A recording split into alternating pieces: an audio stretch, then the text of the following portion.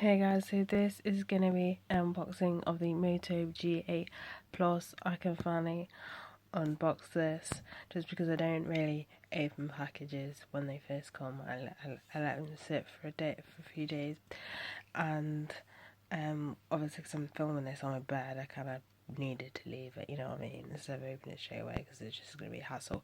But anyway, so this is the Moto G8 Plus. So let's get into the unboxing. So first off, the box says it is 48 megapixel sensor, 25 megapixel quad pixel, 170 ultra wide action cam, and stereo speakers. So voila. So you first open it, and the phone is on top with a case on it. So it actually gives you a free case, which is kind of funny because, mate, if you could see the state of this phone I'm recording now, it's actually a godsend that this actually comes with a case. So so for the purpose of this video, I've taken the case off, and the back cover is plastic, which is kind of good because, I mean, again, if you can see the state of my phone right now. But yeah, so this is what the front looks like. The back, this charges you USB-C, which is the first time I've actually had a phone that charges USB-C, which is kind of annoying because a lot of my technologies that I do have currently is a normal USB, not a micro C. So it's like when you use the charger, it's like shit. But yeah, and then you got the 3 cameras at the back and the logo. I really like the colour of this. It's like a, I got it and it was like, it said that the colour was a cosmic blue. To me, it looks more purple. I don't know about you, but it looks a little bit purple. And from filming this, you can tell that the back picks up a lot of dust. So it's like a shiny plastic.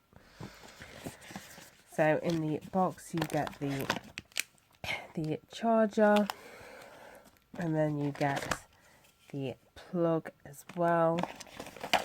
And I forgot to mention as well that it has a headphone jack as well. So because I don't get me wrong, I use Bluetooth, but sometimes when I don't want to use Bluetooth, I want to use a headphone jack because I've charged my headphones for something in particular, like say an outing the next day. You know what I mean? I want to save that battery for that, so I tend to then go for a headphone jack headphone. So there is still some use. I know you can get the ones that don't have a jack anymore, like the new Samsung phones and the Apple phones. You can get like a adapter, but still that's just hassle.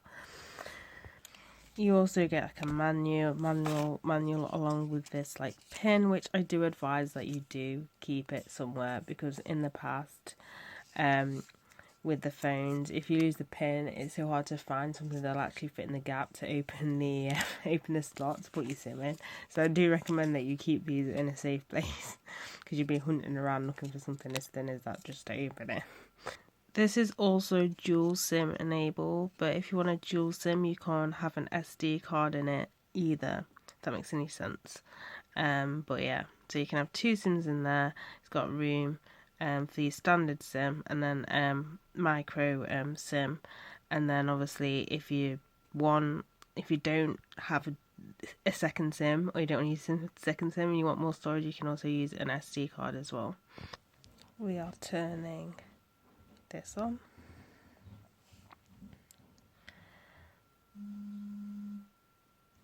So far it feels quite heavy. I've read somewhere where it's not really one-hand use, but I can easily use this one-handed. But obviously, it depends. Obviously, if you're used to that, or hello, moto. It still does the hello moto. Everyone remember Motorola years ago with the phones and stuff. Anyway, I think now it's owned by Google and what's that company that does laptops? I can't think at the top of my head now. But yeah, so I'm just going to quickly set all this up. So this is what the home page looks like, and I'm just pressing everything nearly and stuff. This does have fingerprint, where you can have it, unlock it by fingerprint. I never use it. I've tried it once on a Samsung phone which I've had, but it's so erratic, I don't trust it. Like, sometimes it picked it up, sometimes it didn't, so I was like, you know what, forget it.